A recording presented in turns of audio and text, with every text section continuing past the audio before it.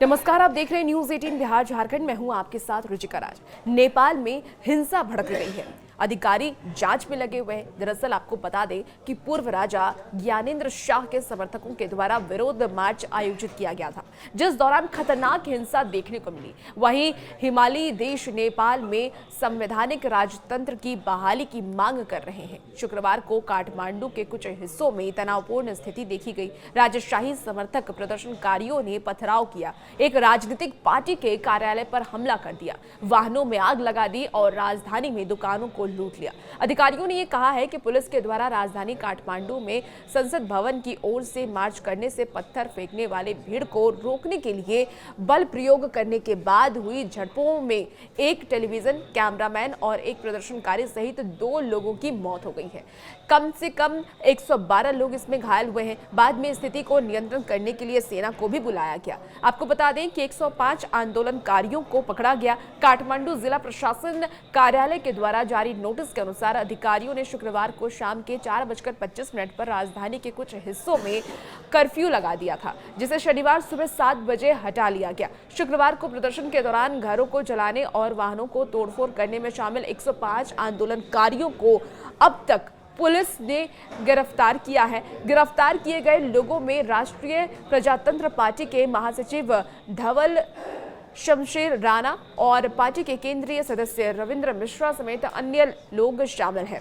अब आपको बताते हैं कि नेपाल में विरोध प्रदर्शन आखिर क्यों हो रहा है। बता दें आपको कि प्रदर्शनकारी राजतंत्रवादी राजतंत्र की बहाली और हिंदू राज्य की मांग कर रहे हैं। आंदोलन के संयोजक दुर्गा प्रसाद ने सुरक्षा बैरिकेड तोड़कर बुलेट प्रूफ वाहन पर सवार होकर बनेश्वर की ओर बढ़ने के बाद प्रदर्शन हिंसक हो गया। दरअसल वहां संसद भवन स्थित है। काठमांडू जिला पुलिस रेंज के पुलिस अधीक्षक अपिल बोहरा ने यह कहा कि शुक्रवार को हिंसक प्रदर्शन के पीछे मुख्य व्यक्ति प्रसाद फरार है। संचार और सूचना प्रौद्योगिकी मंत्री और कैबिनेट प्रवक्ता पृथ्वी सुब्बा ने समाचार एजेंसी में यह कहा है कि यह सरासर बर्बरता, आगजनी, लूटपाट और अराजकता है। यह विरोध प्रदर्शन नहीं हो सकता। आपको बता दें कि नेपाल में राजशाही 2008 में एक विशेष रूप से निर्वाचित विधानसभा में 239 साल पुरानी राजशाही को खत्म कर दिया था, और ये एक समझौते के तहत था जिसमें माओवादी विद्रोह को समाप्त कर दिया था। आपको बता दें कि विद्रोह ने 1996 से 2006 में 17,000 लोगों की जान ले ली थी और नेपाल को एक हिंदू राज्य से एक धर्मनिरपेक्ष संघीय गणराज्य में बदल दिया। हिमालय राष्ट्र के अंतिम राजा 77 वर्षीय ज्ञानेंद्र अपदस्थ होने के बाद अपने परिवार के साथ काठमांडू में एक निजी घर में आम नागरिक की तरह रह रहे थे। राजशाही के बाद से 16 वर्षों में नेपाल ने 14 सरकारों का गठन देखा है।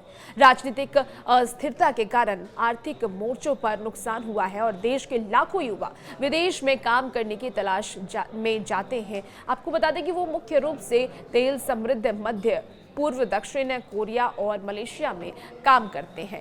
अर्थव्यवस्था को विकसित करने के लिए प्रतिबद्धताओं को पूरा करने में लगातार सरकार की विफलता के कारण जनता में निराशा अब ज्यादा बढ़ रही है। ऐसे में लोकतंत्र दिवस 19 फरवरी को प्रसारित एक वीडियो संदेश में पूर्व राजा के द्वारा समर्थन की अपील के बाद राजशाही के पक्ष में आंदोलन ने गति पकड़ ली। रैली में हिंसा से पहले एक प्रदर्शनकारी मीना ने AFP को ये बताया कि हाल के वर्षों में चीजें ज्यादा खराब हुई हैं। 55 वर्षीय ने ये कहा है कि देश में काफी विकास करना चाहिए, लोगों को बेहतर रोजगार के अवसर, शांति और सुरक्षा और सुशासन मिलना चाहिए था, हमें भ्रष्टाचार मुक्त होना चाहिए था, लेकिन ऐसा नहीं हुआ है। अब लगातार इसके खिलाफ ये मांगे उठ रही है, प्रदर्शन किए जा रहे हैं। और भी ऐसी वीडियोस के लिए बने रहिए न्यूज 18 बिहार झारखंड के साथ।